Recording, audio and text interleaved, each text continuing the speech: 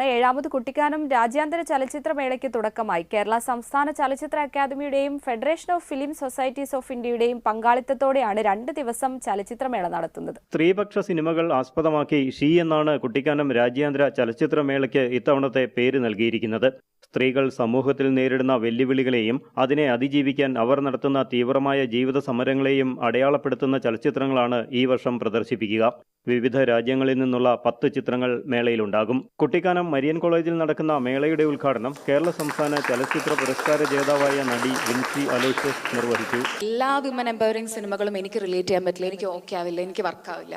It's because നമ്മളുടെ ലൈഫിൽ വരുന്ന ജേർണി നമ്മൾ എക്സ്പ്ലോർ ചെയ്യുന്ന വേ, അവരുടെ എക്സ്പീരിയൻസ് ത്രൂ ആണ് ഒരു സിനിമ നമുക്ക് റിലേറ്റ് ചെയ്യാൻ പറ്റുന്നത് എന്നാണ് ഞാൻ വിശ്വസിക്കുന്നത്. എൻ്റെ ഒരു അനുഭവം കൊണ്ട് ഞാൻ പറയാണ്. കുട്ടികളുടെ ചോദ്യങ്ങൾക്ക് വിൻസി മറുപടിയും പറഞ്ഞു.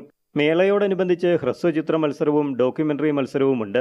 ഓപ്പൺ ഫോറം, മാസ്റ്റർ ക്ലാസ്, കലാസന്ധ്യ എന്നീ പരിപാടികളും ക്രമീകരിച്ചിട്ടുണ്ട്.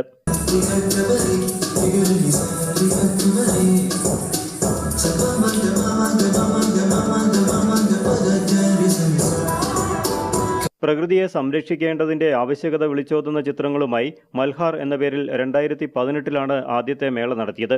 ഓരോ വർഷവും ഓരോ വിഷയങ്ങളെ ആസ്പദമാക്കിയുള്ള സിനിമകളാണ് മേളയിൽ പ്രദർശിപ്പിക്കുന്നത്. ഏഷ്യാനെറ്റ് ന്യൂസ്, ഇടുക്കി.